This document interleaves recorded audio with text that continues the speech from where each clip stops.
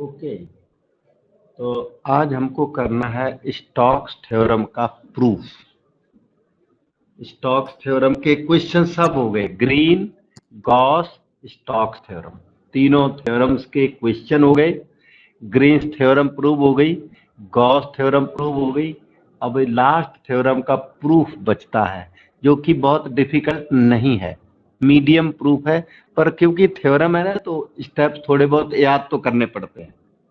तो अब हम आपको बताते हैं, उसमें हम भी थोड़ी हेल्प करेंगे जो याद करने में आसानी। तो Stokes theorem, relation between surface and line integrals है ये। स्टोक्स थ्योरम जैसा कि आप जानते हो, ये इसका मेन रिजल्ट है। एग्जाम में थ्योरम आ जाए कि state and prove Stokes theorem, सबसे पहले इसी को 2-3 लाइनें छोड़ के लिखना है, उसके बाद बताना है कि ये वेक्टर एफ क्या है, it is vector point function. Vector R क्या है, arbitrary position xi plus yj plus zk। और वेक्टर एफ का डिटेल भी दे सकते हैं, f1i plus f2j plus f3k vector point function है। एस क्या है, सरफेस है। एन कैप क्या है, unit normal to the surface in outward direction. DS is surface element, छोटे से पोर्शन को, सरफेस के छोटे से, इस वाले छोटे से पोर्शन को डीएस कहते हैं। तो और अब हो गया C, C is the curve, region curve है। ये कौन सा कर्व है, सरफेस को बाइंड करने वाला कर्व है। C curve which binds the surface and C is traversed in anti-clockwise positive direction. ये कुछ जनरल फिनोमिना, जनरल फैक्ट्स हैं, वो इसके अंदर लिख देना। बाकी एक्चुअल लिखना है तो ये राइटिंग है, नहीं तो मैं तो यही सजेस्ट करूंगा, पहले ये लिख दो, फिर vector F is this, vector R is this, ऐसा थोड़ा बहुत ऊपर लिख दो तो थ्योरम जैसी नजर आने लगेगी। ठीक है, जो इसमें लिखा वही मैंने बताया, पर इसको देख के बताया, बीच वाले इसको देख के हो जाता है। तो इसके प्रूफ में सबसे पहले इसका कार्टेशियन इक्विवेलेंट, क्योंकि एक्चुअली कार्टेशियन इक्विवेलेंट प्रूव होता है, फिर उस कार्टेशियन इक्विवेलेंट को कन्वर्ट कर देते हैं वेक्टोरियल नोटेशन में। तो हम लोगों को जरूरी है कि इसका कार्टेशियन इक्विवेलेंट क्या है। तो कार्टेशियन इक्विवेलेंट के लिए कुछ रेडीमेड इंफॉर्मेशन है मेरे पास, वो पहले बताता कि हेडिंग डाल देना एग्जाम में भी, Cartesian equivalent of the theorem, क्योंकि हमें कार्टेशियन इक्विवेलेंट की जरूरत बिल्कुल है। तो वेक्टर एफ जैसा कि आप जानते हो, F1 F2 F3 होता है, F1i plus F2j plus F3k, unit normal n, unit normal vector n, cos alpha i plus cos beta j plus cos gamma k लिया जाता है। ये वही चीज है, Li 3D में नहीं होता, Li plus mj plus nk, वो चीज है ये। LMNR direction cosines of normal, L equal to cos alpha, M equal to cos beta, N equal to cos gamma, और जिसमें L square plus M square plus N square 1 होता है, जिसकी आपको जरूरत नहीं पड़ेगी, लेकिन cos square alpha plus cos square beta plus cos square gamma क्या होता है, 1 होता है, इसीलिए ये यूनिट वेक्टर है। N cap certified unit vector है, अगर मॉडर्न निकालोगे तो 1 आएगा। एन कैप का देखो मॉड बताता हूँ, सही में यूनिट वेक्टर है। आप बोलोगे एन कैप तो लिखा, पर ये यूनिट वेक्टर है भी कि नहीं, ये बिल्कुल यूनिट वेक्टर है। स्क्वायर रूट आई कंपोनेंट का स्क्वायर, फिर जे कंपोनेंट का स्क्वायर, फिर के कंपोनेंट का स्क्वायर, और वो हो जाता है root L square plus M square plus N square, जिसकी फर्दर वैल्यू 1 होती है। तो यूनिट नॉर्मल वेक्टर की कभी भी जरूरत पड़ती है तो उसको cos alpha I plus cos beta J plus cos gamma के लिखने में बिल्कुल तकलीफ नहीं है। अब ये अल्फा बीटा गामा के सिग्निफिकेंस क्या है, तो सिग्निफिकेंस आपने 3D में लर्न किया हुआ है, फिर भी मैं आपको याद दिला दूं। ये आई डायरेक्शन एक्स एक्सिस ओरिजिन, ये जे डायरेक्शन कॉल्ड वाई एक्सिस, ये के डायरेक्शन कॉल्ड जेड एक्सिस। ये आपकी कोई लाइन है, line makes alpha angle with the direction of x axis. ये लाइन एक्स एक्सिस की डायरेक्शन के साथ अल्फा एंगल बना रही है। जैसे एक्स एक्सिस की डायरेक्शन ये है तो लाइन पर अल्फा एंगल बना रही है, और जे डायरेक्शन के साथ बीटा एंगल, और के डायरेक्शन यहाँ पे पास में थी नहीं, दूर थी, तो के डायरेक्शन के साथ गामा एंगल बना रही है। ऐसी सिचुएशन में L equal to cos alpha, M equal to cos beta, N equal to cos gamma लिया जाता है। तो आपने एक बात समझ ली है कि gamma is the angle made by line with के डायरेक्शन। इस गामा एंगल को फिगर एक बनाएंगे ना, फिगर, उसमें गामा एंगल वहां इंडिकेटेड होगा, रिमेनिंग सिमिलरली लिखे जाएंगे। तो गामा एंगल का इंडिकेशन वहां हमें देना भी है। तो ये लाइन जिसे बोला हुआ वही यहाँ पर क्या है, यूनिट वेक्टर n है, ये n है, और n cap makes gamma angle with की। यहाँ आपके जो आपका रेफरेंस है उसमें यूनिट सरफेस का यूनिट नॉर्मल एन कैप होगा, और वो गामा की के की डायरेक्शन के साथ गामा एंगल बना रहा होगा। अब हम आपको आगे ले चलते हैं। यूनिट वेक्टर एन कैप की डिटेल मैंने तो आपको दिया है, पर आपको एग्जाम में बहुत ज्यादा डिटेल सप्लाई नहीं करनी, थोड़ा बहुत बताना है, ज्यादा ये बताना। देखो, where alpha beta gamma are the angles made by vector n with positive direction of x axis। यहाँ वेक्टर n लिख सकते हो या आप यूनिट वेक्टर n भी लिख सकते हो। अब बात आई कर्ल एफ की, क्योंकि उसका कार्टेशियन इक्विवेलेंट चाहिए, तो कार्टेशियन इक्विवेलेंट में कर्ल एफ डॉट एन की जरूरत है, तब वो इंटीग्रल बनेगा, राइट साइड वाला double integral curl F dot N DS. तो इसलिए कर्ल एफ की जरूरत। अब कर्ल एफ कैसे बनता है, I J K in first row, derivatives in second row, D D X, D D Y, D D Z, F1 F2 F3, यहां तक कर्ल एफ की डेफिनेशन काम कर रही है। अब कर्ल एफ की वैल्यू आपको वैसे निकालना आता है, पर यहां करना तो पड़ता है। तो कर्ल एफ की वैल्यू मैं बताता हूं इसी डिटर्मिनेंट को एवेल्युएट करके। कर्ल एफ ये देखो, ये आया आई के साथ this minus this, derivative of F3 with respect to y minus derivative of F2 with respect to z। ये अब माइनस जे के साथ में क्या आया, जे के साथ में row column cancel, derivative of F3 with respect to x minus derivative of F1 with respect to z आया, with k you see row column cancels, derivative of F2 with respect to x minus derivative of F1 with respect to y। ये देखिए, ये curl F आ गया। N cap आपको पहले से पता है, वो लिखा, देखो दिखा देता हूं, cos alpha I plus cos beta J plus cos gamma K, L I plus M J plus N K भी लिख सकते हो। मैं यहां लिख ही देता हूं दोबारा, cos alpha I cos beta J plus cos gamma के।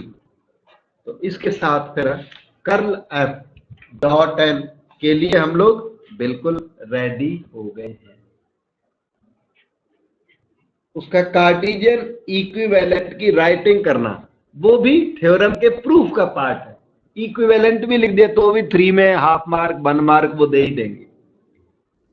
डॉट एन के साथ ये आएगा, कॉस अल्फा आएगा, derivative of F3 with respect to y,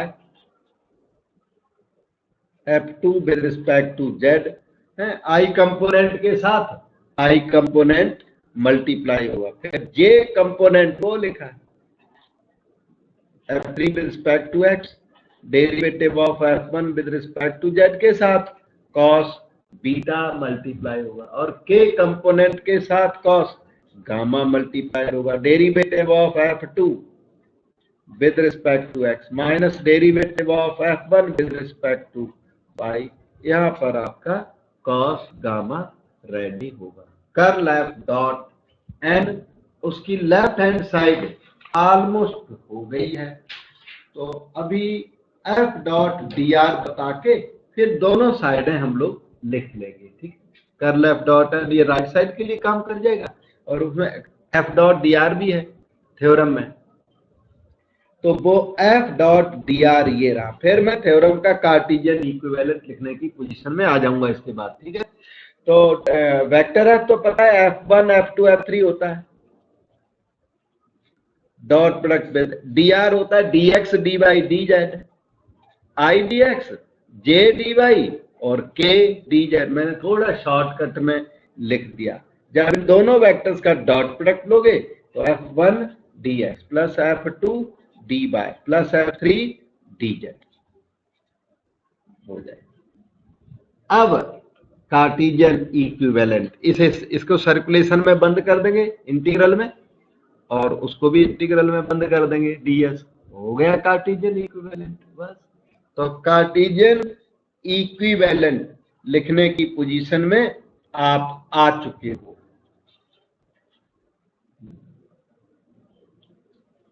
theorem का कार्टेशियन इक्विवेलेंट कुछ ऐसा नजर आएगा, f डॉट डी आर वो आ जाएगा सर्कुलेशन के अंदर ऐसा, f dot D are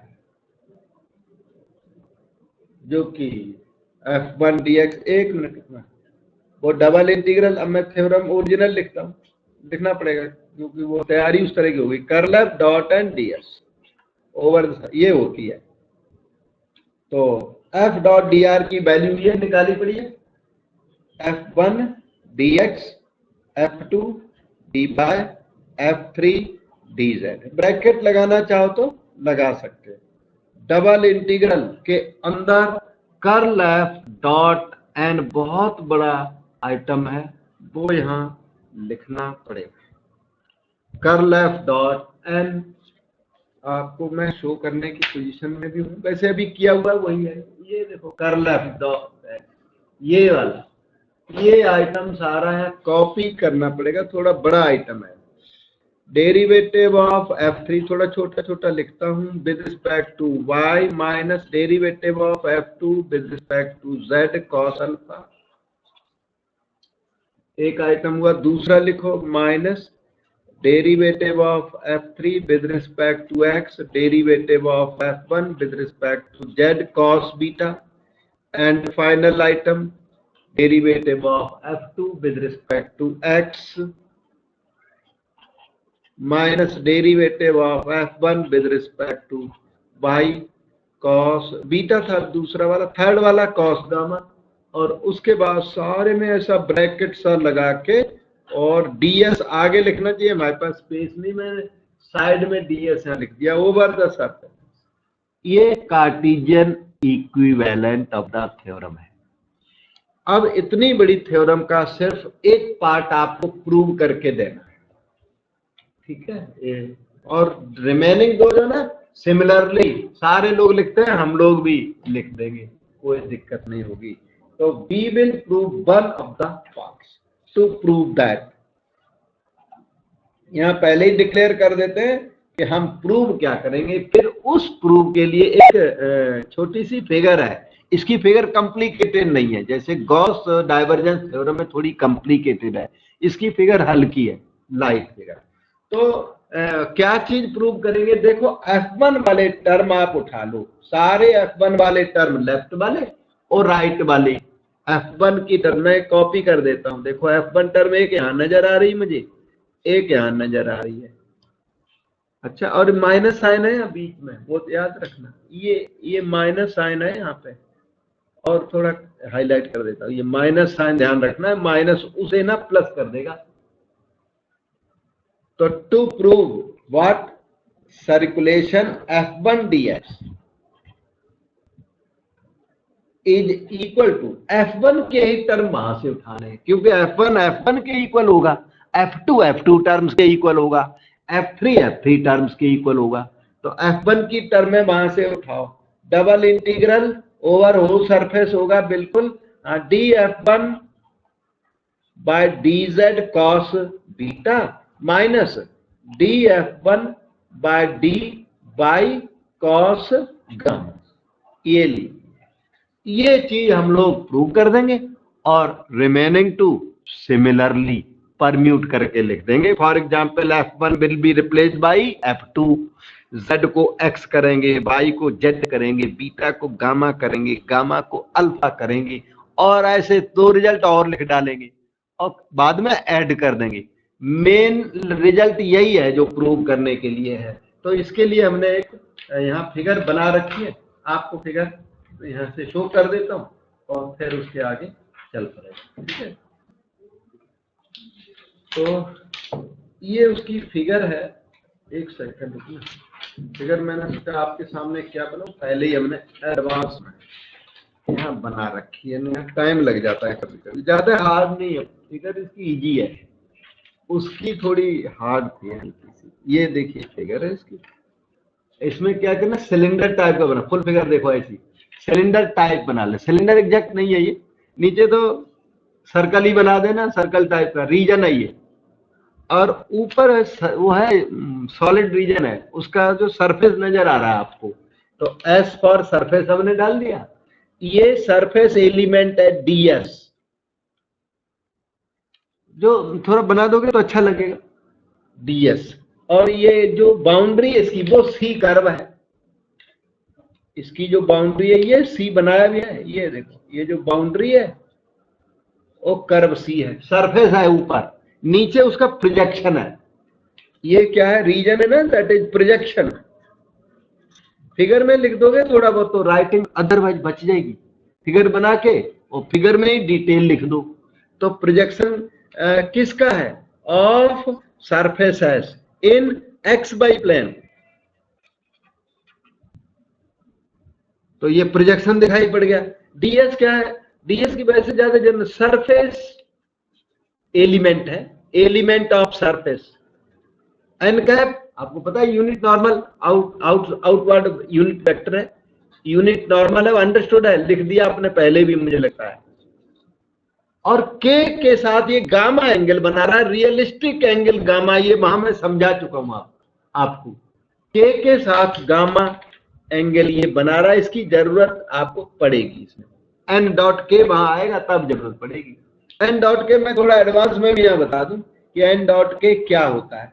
N dot के का मॉड का जरूरत पड़ेगा, अच्छा, और उसका भी जरूरत पड़ेगा। तो ये होता है मॉड एन, मॉड के, और cos of angle between N and K which is gamma, mod A mod B cos of angle between N and K, वो डॉट प्रोडक्ट की डेफिनेशन है। और मॉड फेज का भी होगा, मॉड लगाया तो नहीं, मॉड लगाया तो मॉड नहीं होगा। ये बन हो गया, ये बन हो गया। गामा एक्यूट एंगल है, ये एक्यूट होने की वजह से कॉस गामा पॉजिटिव नंबर है, तो पॉजिटिव नंबर मॉड के अंदर जो बंद है वो पॉजिटिव नंबर है, तो मॉड को फ्री में हटा दो, तो ये मॉड एन डॉट के इस केस में पॉजिटिव कॉस गामा होगा। इसकी जरूरत आपको पड़ेगी जब आप ds को चेंज करोगे ना, मैं यहाँ वो भी बता देता हूं, फिर से वहां बता दूंगा। ds क्या होता है, dx dy एन डॉट के होता है, तो dx dy एन डॉट के यही है कॉस गामा। तो इसी ds को बदलने में इसका रोल होगा, dx dy upon cos alpha, ds को हम लिख देंगे। देखो यहाँ पे बता दिया, सिखा दिया, आगे चल के काम हल्का हो जाएगा उतना ही। अब इतनी बात है समझो। और ये जो सरफेस है, सरफेस हमने कैसा लिया, z is equal to function of X Y, surface is selected in such a way that z can be written as function of X Y. ठीक है, choose the surface in such a manner that z becomes function of x y। तो ये detail इस figure के साथ figure बना देना और साइड में या अगले पेज पे थोड़ा फिगर की डिटेल देना। C can be seen, it is traverse in anti clockwise direction, what is R is projection of surface on X Y plane. क्योंकि फिगर तो याद, मान लो याद कर ली, सिलेंडर टाइप का बना दिया, उसके बाद फिगर को देख देख के डिटेल लिख दो। दूसरा तरीका है वो पहले याद करो, डिटेल को बाद में फिगर बनाओ, तो जो कि हम मुझे तो हार्ड लगता है। तो आपको यही एडवाइस है, फिगर करो याद और उसी फिगर को देख देख के डिटेल अपने आप याद आने लगेगी कि अब ये लिख दूं, अब ये लिख दूं, तो वो लिख दोगे तो आपको प्रॉब्लम नहीं आएगी। ठीक है, तो अब हम मेन प्रूफ इसका करते हैं जो कि बहुत ही इजी है। ds आपको पता लग गया, dx dy by cos alpha, मैं जब लिखूंगा तो उसे भी लिख दूंगा। अब इसका जो प्रूफ है वो करते हैं। पहले ये LHS इवेल्युएट करूंगा, ये इसकी वैल्यू निकालूंगा, किसी जगह पे पहुंचा देंगे इस वैल्यू को, उसके बाद इस राइट साइड की वैल्यू को उसी जगह तक पहुंचा देंगे, फिर बोलेंगे LHS is equal to RHS हो गया। तो देखिए प्रूफ स्टार्ट हो रहा है बेटा। प्रूफ ज्यादा है, हार्ड तो बिल्कुल भी नहीं है, खूब अंडरस्टैंडेबल है, ठीक क्लियर स्टेप्स आपको दे रहा हूं। F1 dx में हुआ कुछ ऐसा कि F1 आपको पता ना x y z होता है, फंक्शन f क्या है, f is function of x y z, each part is function of x y। जो z है ना उसे हमको f ऑफ x y लिखना है, f ऑफ x, और आगे क्या है dx लिख दिया, और प्लस कुछ और तो मिल नहीं पाया, तो एक आइटम आपको सप्लाई करना, 0 dy, आपको ही लिख देना अपनी तरफ से। पता है क्या बना लिया आपने, आपने बना लिया ये दूसरे कलर से, ये जो आपने बना लिया इंटीग्रल, ये सारा m dx plus n dy, green theorem बना लीजिए और dy ऐड करके, ग्रीन थ्योरम, यहाँ पे बस यही है ग्रीन थ्योरम। तो ग्रीन थ्योरम ये कहती क्या है, ये कहती है कि इसको डबल इंटीग्रल में चेंज कर दो, dm upon dy minus dn by dx का नेगेटिव होता है, dn बाई dx पहले होता है और dm अपॉन dy बाद में होता है, ऊपर से ds ओवर सरफेस है। आपके किस में ध्यान दो, n की वैल्यू 0 है तो ये टर्म तो होगी नहीं, और m ये इतना बड़ा दिखता है तो उसको यूज करते हैं, आपको मिल गया ये माइनस इंटीग्रल है, ये m है इतना, तो derivative of f1, derivative of f1 with respect to y, क्योंकि n की वैल्यू 0 है, m की वैल्यू एग्जिस्ट करती है, तो derivative of f1 with respect to y dx, वो जो ds है, और ds कहाँ होता है, dx dy होता है, यहां जरूर ऐसे लिख दे, यहां पे रीजन होती है dx dy, तो ये अपना dx dy हो गया, ds नहीं होता उसमें थ्योरम में, dx dy ही होता है डायरेक्ट। तो इस तरह से ये अगर कोई नंबर हमने नहीं दिया इक्वेशन 1, तो ये इक्वेशन 1 है, ग्रीन्स थ्योरम इसमें अप्लाई की गई है। लिख देता हूं ग्रीन, बेटे इस स्टेज पर डाउट पूछ लो, Green's theorem has been used. अब आप इसकी ना राइट साइड पिकअप करोगे, उस राइट साइड को भी इसी रिजल्ट के इक्वल प्रूव कर दोगे, तो वहां जाके LHS is equal to RHS हो जाएगा और एक पार्ट प्रूव हो जाएगा, रिमेनिंग दो टू सिमिलरली लिखेंगे और ऐड कर देंगे। ये इसका प्रोग्राम है, मतलब राइटिंग लेंदी है, वैसे तो इतना कुछ हार्ड तो दिखता नहीं है। ये z यहाँ नहीं है, इसलिए ये जस्टिफाइड भी खूब है कि ये dx dy है रीजन r है, यहाँ पे रीजन r पे डबल इंटीग्रल हो गया ना, डबल इंटीग्रल लिखा नहीं मैंने, डबल इंटीग्रल हो गया बेटा, ये जो था डबल इंटीग्रल में कन्वर्ट हो गया ना, सर्कुलेशन नहीं रहेगा, रीजन r डबल नहीं, डबल इंटीग्रल हो गया, ये रीजन r के ऊपर हो गया df1/dy dx। तो अब हम राइट साइड को कैच करते हैं और इसकी इक्वल ला देते हैं। राइट साइड तो पहले से ही डबल इंटीग्रल हुई पड़ी है, बस थोड़ा वो ds की वैल्यू वगैरह थोड़ा थोड़ा डालना है, आंसर आ जाएगा। ठीक है, तो राइट हैंड साइड को अब कैच करता हूं, ये जो आ गई थी वो थी left hand side.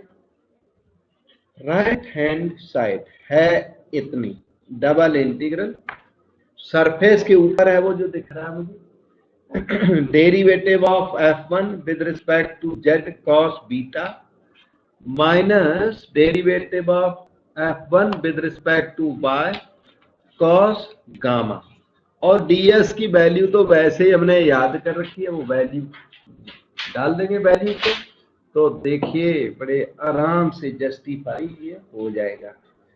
Double integral हो गया सरफेस के ऊपर D D Z, very important thing, इधर देखो सभी लोग, ये जो f1 है ना वो function of x by Z है, x बाई जो z है ना वो क्या है, फंक्शन ऑफ x बाई है, cos बीटा हो गया माइनस आगे चलो वो उसे लिखो d bye D bye f1 वो भी है x बाई fx बाई, जरूरत पड़ने पर z को fx बाई जहां तहां जरूर लिखते जाना, जो स्टेप्स जस्टिफाई होते चले जाएंगे। कुछ काम खास इसमें स्टेप में नहीं हुआ। अब मैं ये बताना चाहता हूं कि डेरिवेटिव ऑफ, देखो इधर फंक्शन ऑफ x बाई, सारा फंक्शन ऑफ x बाई है, z तो है नहीं इसमें, with respect to z zero हो जाएगा, पूरा जीरो हो गया, ये फर्स्ट पार्ट जीरो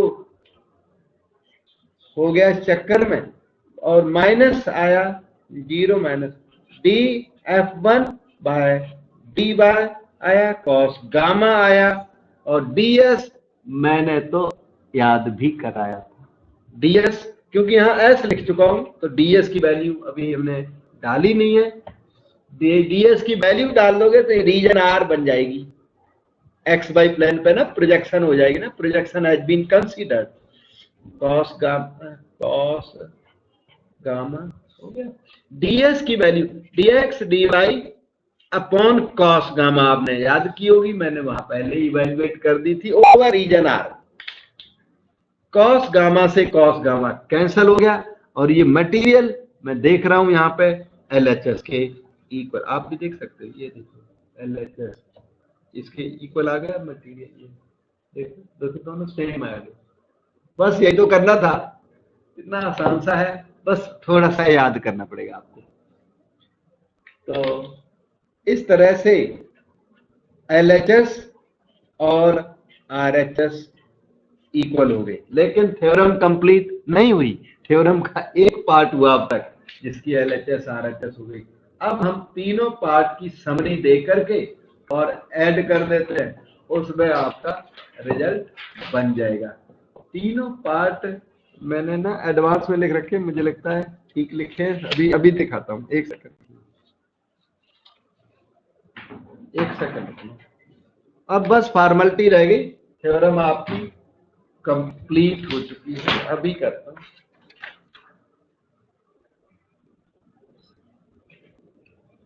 ये ऑलरेडी रिटन पेज है, ये तो क्योंकि ढूंढ के लिखने पड़ेंगे, मैं तंग होऊंगा, तो रिटन पेज और समझ में भी आ जाएगा, दिक्कत नहीं। जो पहला रिजल्ट जो अभी प्रूव करके हटे हैं, integral f1 dx equal to df1 by dz cos beta minus df1 by dy cos gamma ds, ये आप प्रूव करके हटे। अब देखना सिमिलरली राइटिंग क्या हो, कैसे होगी, f1 को f2 कर दिया, x को y कर दिया, साइक्लिक ऑर्डर, x को y कर दिया, f1 को सभी जगह f2 करना है, और देखो x को y अपने आप हो गया, x को y हुआ इसलिए z x होगा। ये साइक्लिक ऑर्डर है, x will become y, clockwise ले रहा हूं मैं साइकिल, दो साइकिलें होती हैं, एंटी क्लॉकवाइज भी ले सकते हो। x becomes y becomes z becomes x, ऐसी साइकिल ले रहा हूं। इसी तरह अल्फा बीटा गामा की साइकिल होगी, alpha will become beta, beta will become gamma, gamma will become alpha. और F1 F2 F3 की साइकिल होगी, F1 F2 बन गया, देखो ZX बन गया, beta becomes gamma, y becomes what z, and gamma becomes next alpha. इसी में वो दूसरी साइकिल भी इंडिकेट कर सकता हूं, अल्फा बीटा गामा की भी साइकिल है साथ में, alpha becomes beta, beta becomes gamma, gamma becomes alpha. तो ये नेक्स्ट रिजल्ट आ गया, ये स्टार नंबर हो गया, ये आपका डबल स्टार हो गया। अगला F2 becomes F3 everywhere from left to right, F3, X becomes y, gamma becomes alpha, alpha becomes beta, Z becomes X। इस तरह से आपके ये ट्रिपल स्टार हो गया। तीनों रिजल्ट्स को ऐड कर दो, 1 + 2 + 3 करोगे तो आपको शायद याद होगा F1 dx + F2 dy + F3 dz को F.dr बोला करते हैं, कार्टेशियन इक्विवेलेंट ये कहता है। और इन सबको जब ऐड करोगे तो वो जो कार्टेशियन इक्विवेलेंट था ना कर्ल F.n, इन सबको ऐड करने से कर्ल F.n के तीनों पार्ट इसमें नजर आएंगे। तो इस तरह से आपकी थ्योरम यहाँ पर आकर फिनिश हो गई और आज का प्रोजेक्ट भी कंप्लीट हो गया। तो अभी वेक्टर कैलकुलस टोटली फिनिश हो गई है। अब आगे देखता हूँ, आगे जहाँ तहाँ कोई थ्योरम कोई रिजल्ट बचे हुए, मतलब एक बार